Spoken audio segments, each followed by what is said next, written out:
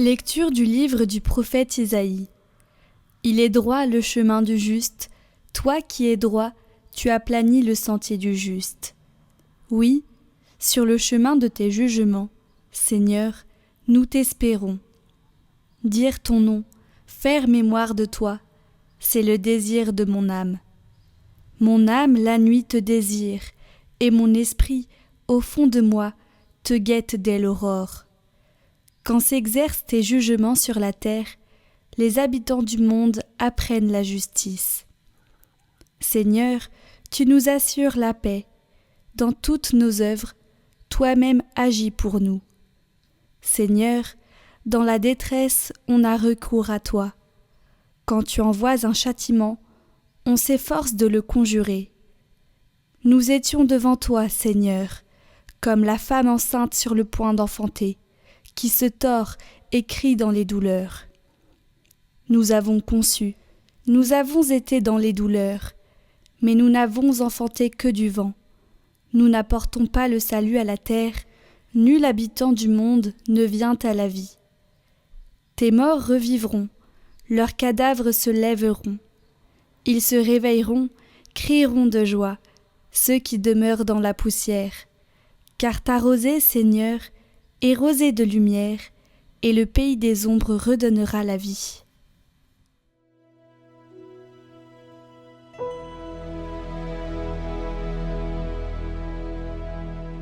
Du ciel, le Seigneur regarde la terre. Toi, Seigneur, tu es là pour toujours. D'âge en âge, on fera mémoire de toi. Toi, tu montreras ta tendresse pour Sion.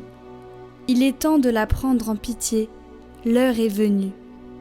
Tes serviteurs ont pitié de ses ruines, ils aiment jusqu'à sa poussière. Les nations craindront le nom du Seigneur, et tous les rois de la terre sa gloire. Quand le Seigneur rebâtira Sion, quand il apparaîtra dans sa gloire, il se tournera vers la prière du spolié. Il n'aura pas méprisé sa prière.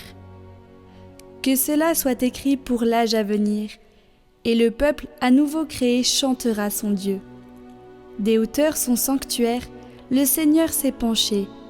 Du ciel, il regarde la terre pour entendre la plainte des captifs et libérer ceux qui devaient mourir.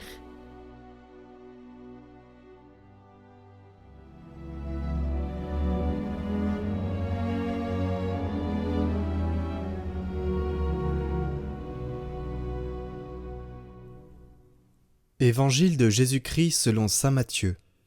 En ce temps-là, Jésus prit la parole et dit : « Venez à moi, vous tous qui peinez sous le poids du fardeau, et moi, je vous procurerai le repos. Prenez sur vous mon joug, devenez mes disciples, car je suis doux et humble de cœur, et vous trouverez le repos pour votre âme. Oui, mon joug est facile à porter, et mon fardeau léger. »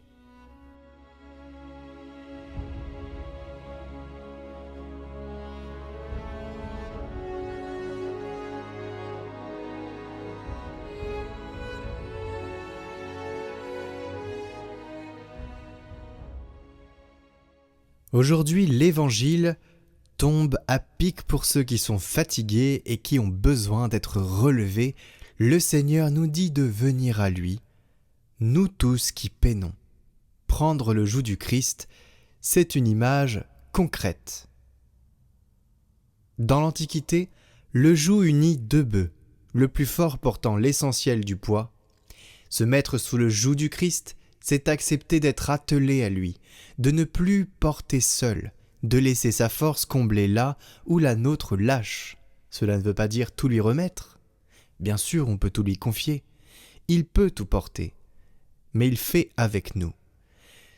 Et ceci n'est pas de la passivité. C'est un lâcher-prise qui demande plus de courage que de s'acharner seul. Finalement, le courage, c'est ceux qui font confiance à Dieu dans leur foi, dans la providence divine. Jésus ajoute quelque chose, il dit « Je suis doux et humble de cœur ». Il ne gronde pas, il ne comptabilise pas. La Vierge Marie a vécu toute sa vie à cette école, s'appuyer sur Dieu plutôt que sur ses propres forces. Elle intercède aujourd'hui pour nous, Notre-Dame du Mont Carmel. Priez pour nous. Tout de suite, votre parcours d'été, l'art d'aimer Jésus. Jeudi 16 juillet. Répondre à l'amour eucharistique de Jésus en communion. Dès lors, nous devons nous en persuader, il est impossible à une âme d'accomplir ou d'imaginer chose plus agréable à Jésus-Christ que d'aller communier avec la disposition convenable pour la réception d'un tel hôte dans notre poitrine. Car ainsi elle s'unit à Jésus-Christ et c'est là ce que cherche notre très aimant Seigneur. J'ai dit disposition convenable et non pas disposition digne. Si celle-ci était requise, qui donc pourrait communier ? Pour recevoir dignement un Dieu, il faudrait un autre Dieu. J'entends par disposition convenable celle dont est capable une pauvre créature de la race déchue d'Adam. Voici la règle générale. La communion exige l'état de grâce. Ajoutez à cela le vif désir de croître dans l'amour de Jésus-Christ, et c'est assez. Vous devez, disait saint François de Sales, recevoir pour l'amour ce que le seul amour vous fait donner. Saint Vincent Ferrier a écrit qu'une seule communion profite plus à l'âme qu'une semaine de jeûne au pain et à l'eau. Quel don où Dieu lui-même se donne. Jamais celui qui le reçoit ne peut devenir pauvre, car en Dieu se trouve tout ce qu'on peut désirer. Jamais il ne peut être troublé ou accablé de tristesse, car il est la joie sans fin. Jamais il ne peut être écrasé par les infirmités ou la vieillesse, car Dieu est la vie. Oh, vraiment pauvre en ce jour, celui qui n'a pas part à cette nourriture. Saint Alphonse nous encourage ici à communier, pour répondre à l'amour du Sauveur qui se donne sans compter dans l'Eucharistie.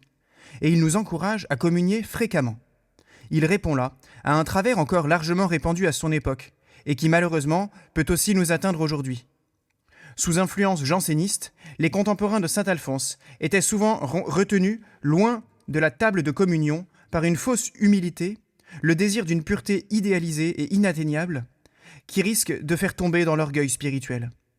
Les disciples de Jansénius s'élevaient ainsi contre la communion fréquente, insistant sur l'indignité humaine face à la grandeur du Sauveur présent dans l'Eucharistie. Mais saint Alphonse répond, s'inscrivant dans la grande tradition de l'Église, qu'il faut à la communion des dispositions convenables, au minimum l'état de grâce et le jeûne eucharistique, la meilleure préparation possible, mais que l'on ne peut attendre d'être digne pour communier, car pour recevoir dignement un Dieu, il faudrait un autre Dieu. Autrement dit, ce n'est pas parce que l'on est parfait que l'on reçoit l'Eucharistie, c'est pour le devenir, car on y reçoit celui qui seul est parfait. Demandons l'art d'aimer Jésus Eucharistie, prions avec saint Alphonse. Ô Dieu de tout amour, ô Seigneur des cieux d'en haut, vos traits sont si doux, si gracieux à regarder, qu'un seul regard serait une béatitude ineffable. Vous êtes béni, vous êtes le seul, l'unique qui peut combler mon cœur de son amour. Ô beauté suprême et splendeur infinie, ô source intarissable et océan de délices, ô vie qui me fait vivre ma véritable vie d'en haut, je vous donne, Seigneur, mon amour tout entier. Amen.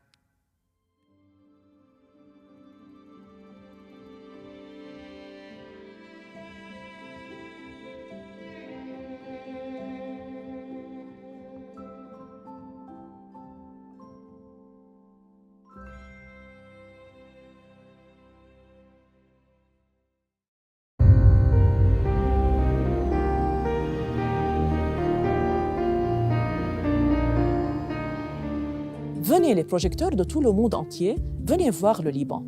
Venez voir comment les jeunes chrétiens et musulmans souffrent. Au sud, il y avait des villages chrétiens à 100%. Maintenant, il y a des villages où il y a 2-3 familles seulement chrétiennes.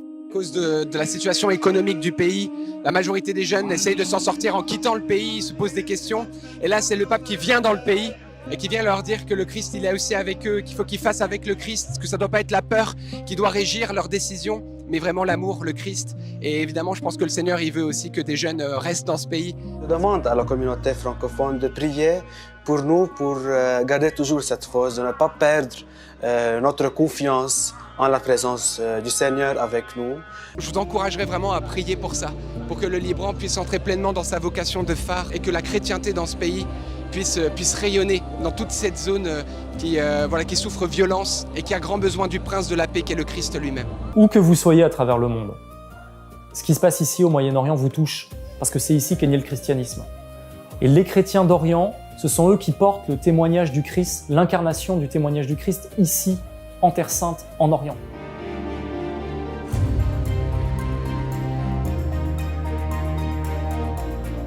Retrouvez notre reportage sur les chrétiens du Liban exclusivement sur notre chaîne YouTube ce dimanche 19 juillet.